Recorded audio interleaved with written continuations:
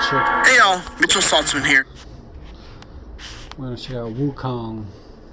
I'm pretty sure at one point I played a demo or something for Wukong on Xbox, and then I deleted it, and now it's not on Game Pass anymore. So I'm gonna watch the PC review because I really want it to come out on Xbox, but it's not there. So I'm the reviewer of Black Myth Wukong, and just a quick note about this review. As part of the embargo agreement set for this game, I am unable to show you footage beyond Chapter 2, which presents a bit of a problem because a lot of the technical issues that I have with this game that I specifically call out in this review occurred after Chapter 2, so I'm unable to actually show them. So we're going to do two different video reviews this time.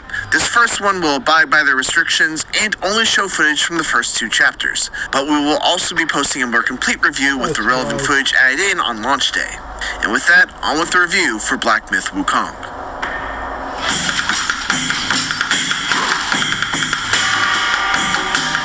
I've never been so utterly blown away, yet simultaneously so unbelievably frustrated by a game as I have been with Black Myth Wukong.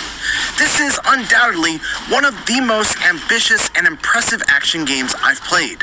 It's stunningly gorgeous, its combat is fantastic, it's incredibly challenging, but always satisfying to overcome, and the setting is refreshingly unique and steeped in rich Chinese culture.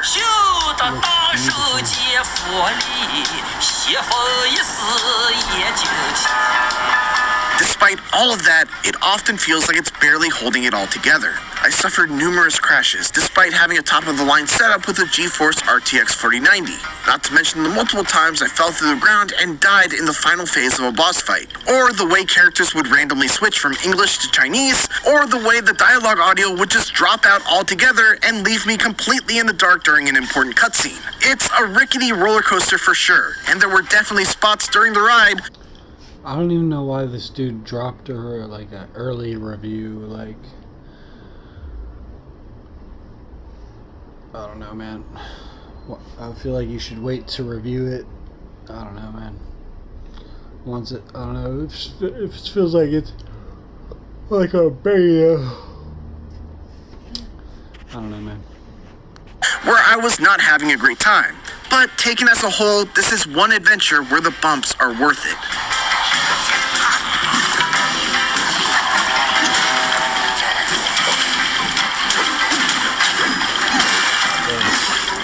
I'm still confused what's up with this game because I can almost swear to God I downloaded this game on Game Pass. I tried it out for a little bit and I didn't like the way it felt, so I deleted it. And then I tried to download it again and it wasn't on Game Pass. And I heard that they're not gonna release it on Xbox right now because they're having like difficulties, some kind of a difficulty porting it over to Xbox, which doesn't make much sense to me because I thought usually it's the other way around. Like usually they have trouble getting it over to PC, but it's the opposite this time. Black Myth Wukong's story is somewhat of a follow-up to the classic novel Journey to the West by Wu Chengen, a book that I only personally know thanks to very loose adaptations. But the bosses look like Dark Souls bosses. Seems like a Souls-like game, but when I tried the combat, I didn't really like the combat very much. It seemed like you'd have to get used to it a bit. But I just feel like I'm completely tripping, like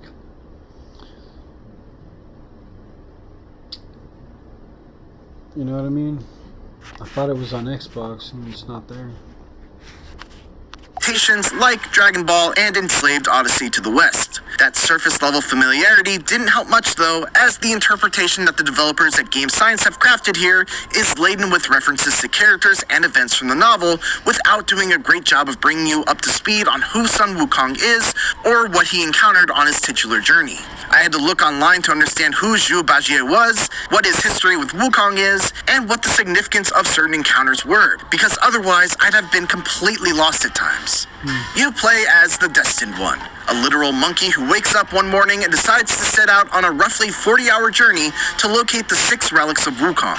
While the moment-to-moment storytelling is fairly unremarkable, largely due to a mute protagonist and side characters that aren't given enough screen time to develop, each of the 6 self-contained chapters culminates with a stunningly gorgeous animated vignette that tells a short story about that chapter's main antagonist.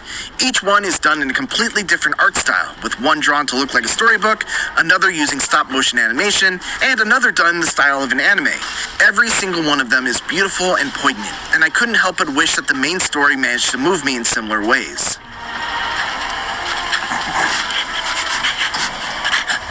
What's that smell? My initial read on Wukong was that it was a Souls-like, given the checkpoint system, the stamina bar that governs your actions in combat, and the dodge-heavy fighting style. But as it turns out, Wukong has more in common with traditional action games, like what you might expect from Bayonetta developer Platinum Games, than it does with anything that From Software has made. Most of the usual Souls-like conventions are missing. There's no penalty for death outside of respawning at the nearest checkpoint, you don't use a shared currency to level up your stats and purchase items or upgrades, and while there is gear and stats to consider, you largely just go and swap out the old equipment with the new, as opposed to making choices as to what kind of weapon or piece of armor you want to hold on to an upgrade. And even though I am a big fan of Souls-likes, ditching those mechanics feels like the right move for the game that Wukong is trying to be. It's far more forgiving, focused on keeping you in the action rather than poring over menus or retracing your steps to regain your lost currency after dying, and Wukong is a better, more distinctive game for it. To be clear though, when I say it's more forgiving, I don't mean that it's any less difficult than a From style game. In fact, I'd go so far as to say that between this and Elden Ring Shadow of the Erdtree, I had more difficulty getting through Wukong's toughest challenges. Fits as I presumed. But at the same time, those challenges never felt unfair, and overcoming some of the tougher boss fights was always a satisfying combination of learning their attack patterns, figuring out where I could maximize my punishment windows, and tweaking my loadout in ways that made the best use of my chosen powers.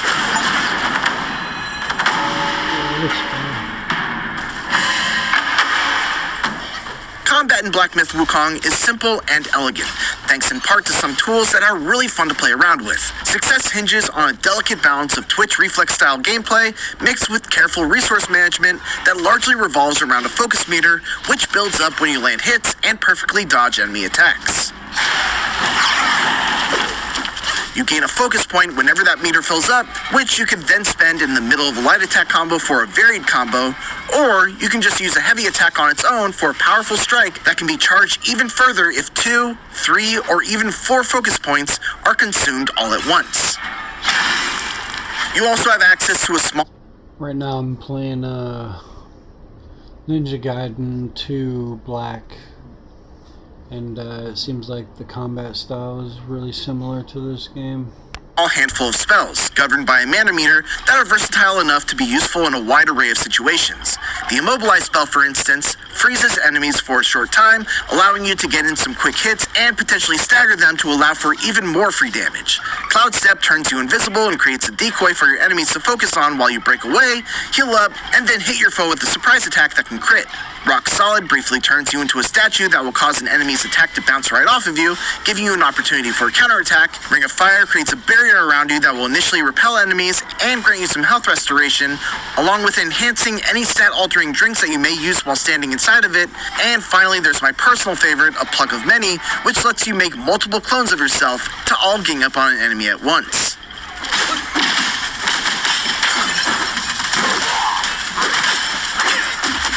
Separate from that, you've also got transformations, which allow you to morph into powerful creatures that you've already bested in battle. What's really cool about these is that they don't cost any mana, they're tied to a very lengthy cooldown instead, and they turn you into a totally different character, complete with an all-new moveset, special moves that use their own focus meter, and more. For example, one of the first bosses that you fight is a wolf with a fiery dual blade that has a lightning-fast dash attack. When you defeat him, you'll gain his transformation and be able to do that very same dash attack to your enemies, and once you build up its focus meter, you'll even be able to do a hugely powerful leaping strike that can ignite foes and deal damage over time to them. And then finally, there are spirit skills, which are earned by defeating certain more powerful versions of enemies and absorbing their essence into your gourd. These are effectively transformations that only last for one attack and are also tied to a fairly lengthy cooldown, but it's great to be able to, for example, use the Wandering Wight's powerful headbutt attack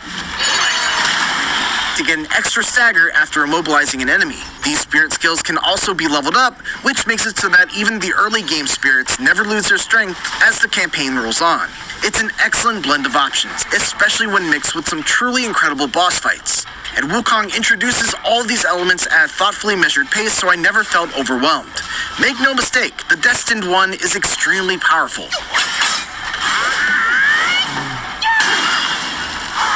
And being Looks real fun.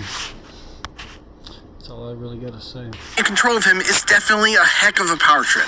Even beyond the many powers and abilities he has at his disposal, nothing beats the feeling of just slamming a 50-foot bow staff down onto an enemy's head.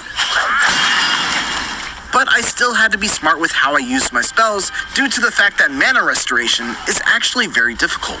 This is where the resource management aspect of combat comes into play. I had to carefully consider what spells were actually worth the mana cost, whether I should save them for a more difficult second phase of a fight, and whether or not I could capitalize on the opportunity if I were to spend the mana in the first place. For instance, even though it's my most powerful spell, I often had to hold off on casting my Pluck of Many spell that duplicates my character since it has an extremely high mana cost. If I cast it at a bad time, the boss could simply wipe out all of my clones with an AoE attack before they even got a chance to get some damage in. Sometimes the adjustment I had to make when I was stuck on a boss was a simple change in how I used my abilities, and the act of coming up with a new strategy and having it pay off was always extremely satisfying. While boss battles are where Wukong is at its best, there's also a highly respectable amount of enemy variety in its regular fights. Level design is of the wide linear variety, usually with a clear main path that leads from checkpoint to checkpoint, but plenty of opportunities to venture off that path to discover It really looks a lot like Ninja Gaiden. I can't see anything but it right now because that's what I've been playing right now. So yeah, looks like a game I really want to play. optional goodies. The rewards for exploration are great too. I've found rare crafting or stamina, all of which made and plenty of more only around them as a really would have been a really tough boss that I then had to defeat again. Several others.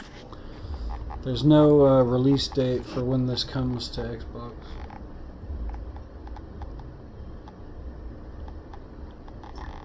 But yeah. Fucking... I'm not too worried about the technical issues because he's recording this like the early edition, early PC edition. Anyways, let me know Xbox when you release this shit. I'll play the fuck out of it.